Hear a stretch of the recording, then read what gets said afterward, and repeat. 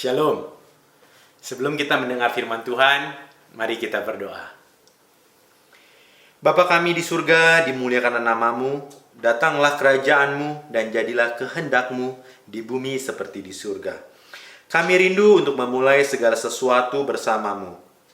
Tolong kami agar selalu melibatkanmu dalam segala hal. Pimpin kami selalu dan berkati kami. Biarlah Tuhan yang berbicara melalui hamba-Mu agar kami semua diberkati oleh firman Tuhan. Di dalam nama anak-Mu Tuhan Yesus Kristus kami berdoa. Amin. Tahukah kamu apakah tujuan hidupmu? Ya, menurut Katekismus Westminster, tujuan hidup manusia adalah memuliakan Tuhan dan menikmati Dia selamanya. Atau dalam bahasa Inggrisnya, the chief end of man is to glorify God and to enjoy Him forever. Nah, yang jadi masalah adalah manusia tidak tahu bagaimana cara memuliakan Tuhan dan menikmati Dia selamanya. Buktinya apa? Kalau kita lihat, manusia menghabiskan waktunya siang dan malam untuk apa? Apakah untuk memuliakan Tuhan? Enggak, mereka ingin mengumpulkan harta sebanyak-banyaknya untuk memuaskan hasrat hidup mereka.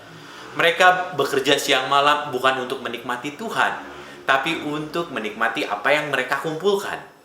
Nah, itu sesuatu yang salah dan Tuhan tidak senang. Sejak semula, manusia diciptakan oleh Tuhan untuk berkuasa atas alam semesta. Jadi Tuhan paling atas, lalu manusia, baru di bawahnya alam semesta. Tetapi karena dosa, urutan itu jadi terbalik. Alam semesta di atas, manusia di tengah, Tuhan di bawah. Buktinya gini, berapa banyak kalau kita dengar orang ingin kaya lalu berdoa kepada Tuhan, Tuhan tolong saya ingin kaya, berkati saya. Kelihatan urutannya ya. Jadi dia berdoa kepada Tuhan bukan supaya dia mengerti isi hati Tuhan, bukan supaya dia tahu Tuhan mau melakukan apa dalam hidupnya, tapi dia minta Tuhan supaya dia dapat harta. Ini akibat dari dosa. Jadi yang benar adalah kita taat kepada Tuhan dan kita mampu menguasai segala alam ciptaan. Mari kita membaca bagian dari firman Tuhan dari Ulangan 31 ayat 8. Ini adalah pesan khusus yang ingin saya sampaikan secara khusus buat para mahasiswa baru ya. Sebab Tuhan, Dia sendiri akan berjalan di depanmu. Dia sendiri akan menyertai engkau. Dia tidak akan membiarkan engkau dan tidak akan meninggalkan engkau. Janganlah takut dan janganlah patah hati. Mengapa bagian firman Tuhan ini menjadi penting buatmu memulai masa kuliah? Saya pikir ada dua kebutuhan dasar dalam hidup manusia. Yang pertama adalah kebutuhan untuk diterima. Kebutuhan untuk dimengerti seperti itu ya. Yang kedua adalah kebutuhan untuk bisa menghasilkan sesuatu, untuk mengerjakan sesuatu, untuk menjadi produktif. Nah, dua kebutuhan ini nggak boleh salah urutan. Maksudnya gimana? Kita nggak boleh kita bekerja untuk menghasilkan sesuatu, untuk menjadi produktif, untuk supaya diterima. Bukan. Tuhan tidak seperti itu. Tuhan menerima kita, lalu Tuhan menemani kita, menjagai kita untuk bisa melakukan sesuatu, untuk menghasilkan sesuatu. Saya pernah dengar cerita yang menurut saya ini tragis. Semoga ini cerita ilustrasi saja dari gembala saya. Ada dua orang masih muda, mereka memutuskan mau menikah. Tapi setelah dipikir-pikir, mereka nggak mau menikah saat itu karena menurut mereka belum sempurna. Mereka belum bisa jadi yang ideal bagi pasangannya. Akhirnya mereka nunggu-nunggu usia sampai usia mereka tua, dan akhirnya mereka memutuskan menikah. Lucu kan? Tragis kan? Ya, kalau saya pikir lebih baik mereka menikah, lalu mereka bersama-sama menjalani hidup mereka. Kalau ada yang nggak sempurna, saling dibentuk satu sama lain. Dan hal seperti itulah sebenarnya yang Tuhan inginkan dari kita semua, dari hidupmu juga. Tuhan tidak menuntut engkau supaya sempurna, tapi Tuhan ingin engkau menyadari bahwa engkau adalah anak Tuhan, dan mari menjalani hidup ini, hidup dalam masa kuliah ini bersama Tuhan. Oke, itu poin penting ya buat kalian ingat. Nah, jadi kita harus hati-hati selama hidup di dunia ini. Hati-hati bagaimana? Karena Tuhan Yesus sudah memperingati bahwa kita bukan dari dunia ini. Dunia memberikan penerimaan atas keberhasilan kita. Tapi kerajaan surga cara kerjanya nggak seperti itu. Oke, kita lihat. Saya punya beberapa kisah. Yang pertama, kisah Adam dan Hawa di Kejadian 1 ayat 28. Saya bacakan ya. Allah memberkati mereka, maksudnya Adam dan Hawa. Lalu Allah berfirman kepada mereka, "Beranak cuculah dan bertambah banyak. Penuhilah bumi dan taklukkanlah itu. Berkuasalah atas ikan-ikan di laut dan burung-burung di udara dan atas segala binatang yang merayap di bumi." Poinnya apa? Pertama dikatakan Allah memberkati mereka.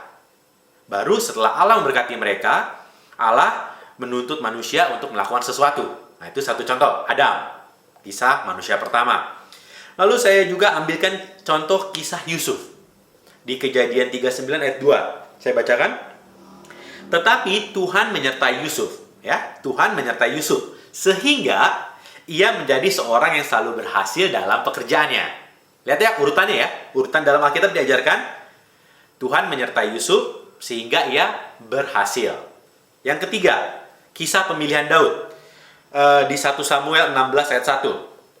Allah mengutus engkau kepada aku mengutus engkau kepada Isai. Maksudnya aku ini Allah mengutus engkau Samuel kepada Isai orang Betlehem itu. Sebab di antara anak-anaknya telah kupilih seorang raja bagiku. Bayangkan. Apa prestasi Daud? Gak ada apa-apa, dia hanya gembala. Tapi Tuhan sudah memilih dia akan menjadi raja bagi Tuhan. Yang terakhir deh, saya kasih contoh lagi kisah Saulus di Kisah Para Rasul 9 ayat 6. Tetapi bangunlah, jadi ini ketika Saulus menuju perjalanan ke Damsyik, lalu Tuhan datang dengan cahaya terang, lalu Tuhan berkata, "Tetapi bangunlah dan pergilah ke dalam kota. Di sana akan dikatakan kepadamu apa yang harus kau perbuat." Nah, di sini poinnya adalah Tuhan datang kepada Saulus bukan datang menghukum, bukan menuntut prestasinya, tapi dia sudah menyiapkan sesuatu untuk Saulus. Nah, dari contoh-contoh di atas tersebut, kita melihat bahwa Tuhan terlebih dahulu menerima kita. Baru setelah itu, dia menuntut kita untuk melakukan bagian kita masing-masing. Hasilnya apa kalau begitu? Sesuatu yang besar terjadi. Manusia sudah menyebar seluruh bumi. Itu dari Adam. Lalu bumi selamat dari bahaya kelaparan di zaman Yusuf. Mesias lahir dari keturunan Daud. Kekristenan mula-mula menyebar lewat pelayanan Paulus. Sesuatu yang besar terjadi. Bukankah hal-hal seperti itu yang seharusnya kamu pikirkan? Dan saya juga tentu harus pikirkan. Sebagai generasi muda, bermimpilah yang besar. Janganlah kita memikirkan hal-hal yang terlalu kecil. Hanya untuk uang misalnya. Enggak, itu terlalu kecil. Mari kita memikirkan hal-hal yang besar untuk Tuhan. Itu bagian pertama dari khotbah hari ini. Di dalam Kristus, kita sudah diterima oleh Tuhan. Kita melakukan segala sesuatu bukan untuk mendapatkan kasih Tuhan. Tapi kita melakukan yang terbaik karena kita sudah dikasih oleh Tuhan. Nah, namun, sebagai manusia yang hidup di dunia ini, tentu kita sering bertanya-tanya, apakah kebutuhan kita akan tercukupi? Firman Tuhan mengajarkan bahwa Tuhan akan menyediakan dan dengan iman kita harus melangkah ke depan. Mari kita baca sekali lagi dari Ulangan 31 ayat 8. Sebab Tuhan, Dia sendiri akan berjalan di mana? Di depanmu. Berarti depan kita. Dia sendiri akan menyertai engkau. Dia tidak akan membiarkan engkau dan tidak akan meninggalkan engkau. Janganlah takut dan janganlah patah hati. Di sini Tuhan mengingatkan kita bahwa Dia sendiri yang akan berjalan di depan kita. Tuhan sendiri yang akan menyertai kita. Jadi kita tidak perlu takut. Tidak perlu takut menghadapi kehidupan nanti. Kehidupan baru di kampus. Nggak usah takut. Tidak perlu takut masa depan. Nanti bagaimana? Tidak perlu takut. Tuhan yang pegang masa depan kita. Namun tentu untuk menghidupi panggilan dan hidup sesuai anugerah yang sudah Tuhan sediakan, kita wajib mengenali keadaan di sekitar kita. Kita wajib memahami apa artinya hidup di tempat kita ada. Misalnya begini, jika kita hidup di dunia ini, tentu kesehatan itu bisa menjadi masalah. Bisa sakit, bisa terjadilah sesuatu gitu ya. Atau jika kita punya kendaraan, tentu kendaraan itu bisa mogok. Kalau kita punya tempat tinggal rumah itu tentu harus dipelihara. Bisa ada bocor-bocor dan sebagainya. Nah, jika kamu kuliah, tentu tugas dan ujian juga itu akan menjadi bagian dalam masa kuliahmu. Demikian juga dalam rohani, kita sering dihadapi masalah-masalah yang timbul. Kita kadang kebingungan, kita tidak tahu harus melakukan apa.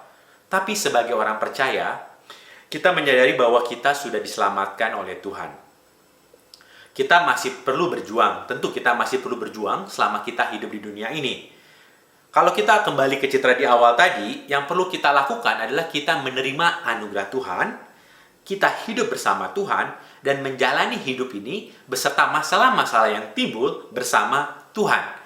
Jadi kita harus terus melibatkan Tuhan dalam setiap bagian kehidupan kita.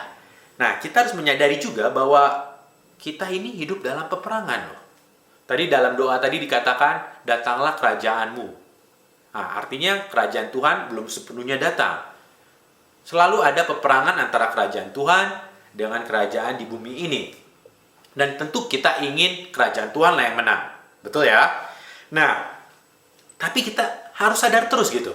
Kita harus sadar bahwa kita hidup dalam peperangan. Karena ketika kita lupa sedetik pun kita hidup dalam peperangan, kita jadi merasa hidup ini biasa saja. Kita tidak merasa bahwa kita membutuhkan Tuhan. Kita merasa diri kita kuat, kita bisa menjalani hidup ini tanpa Tuhan. Itu sesuatu hal yang tanpa kita sadari itu sesuatu yang sangat berbahaya. Hidup tanpa Tuhan itu sebenarnya sama saja dengan mati gitu. Kita tinggal nunggu mati. Nah, jadi pesan yang ingin saya pastikan kalian dapat adalah kita harus menjalani hidup kita ini bersama dengan Tuhan. Setiap pagi kita harus datang kepada Tuhan. Kita memohon pertolongan Tuhan. Karena kita tahu kita sedang hidup dalam peperangan. Peperangan rohani pun terus berlangsung. Peperangan rohani yang paling besar mungkin terjadi terus dalam diri kita. Muncul antara pertanyaan-pertanyaan. Apakah kita mau percaya Tuhan atau kita mau khawatir? Atau peperangan antara iman kita kepada Tuhan atau kita jadi ragu-ragu? Atau peperangan antara hikmat dan kebodohan? Ini semua adalah peperangan. Namun kita tidak perlu khawatir. Karena Sang Raja telah memenangkan peperangan di atas kayu salib. Memang kerajaannya belum sepenuhnya hadir di bumi ini. Tapi kuasa maut tidak lagi berkuasa. Mari kita terus perkatakan firman-Nya di dalam hati kita. Ayo, kita sama-sama mengatakan, Tuhan akan melaksanakan apa yang sudah dijanjikannya. Tuhan akan mencukupi segala kebutuhan saya pada waktunya. Tuhan akan menyertai perjalanan hidup saya. Tuhan akan menyertai kuliah saya. Terlebih ketika masa-masa sulit, mari kita mengatakan, Tuhan ada di tempatnya yang sama dan senantiasa di sana. Bersama saya di dalam kuasa, kemuliaan, dan anugerahnya. Dia adalah Tuhan yang berkata, dan ketahuilah, aku menyertai kamu senantiasa. Matius 28 ayat 20. Dan dia tidak pernah mengingkari firman-Nya. Sebagai penutup, mari kita mengingat kembali bahwa kebutuhan kita adalah sebagai manusia, kita butuh untuk diterima dan kita butuh untuk melakukan sesuatu sesuai dengan panggilan kita masing-masing. Urutan yang benar adalah kita diterima dulu, setelah kita diterima Tuhan baru kita bisa melakukan pekerjaan-pekerjaan yang besar bagi Dia. Di dalam Kristus, kamu telah diterima sebagai anaknya. Artinya, mulai saat ini, mulailah kehidupan kuliahmu dengan melibatkan Tuhan di dalamnya. Dan ketahuilah, Tuhan menyertaimu senantiasa. Mari kita berdoa. Bapa di dalam surga, terima kasih untuk firman-Mu yang menguatkan rohani kami. Kami bersyukur karena di dalam Kristus kami diterima sebagai anak-anak-Mu. Sebagai anak, kami menjadi pewaris kerajaan sorga. Karena itu, tolonglah kami menjalani hari-hari kami seperti penghuni kerajaan sorga. Berkati kami semua sepanjang kami kuliah di ITHB, agar kami dapat menjadi seperti yang Kau ingini. Di dalam nama Tuhan Yesus Kristus, kami berdoa dan mengucap syukur. Amin. Tuhan memberkati.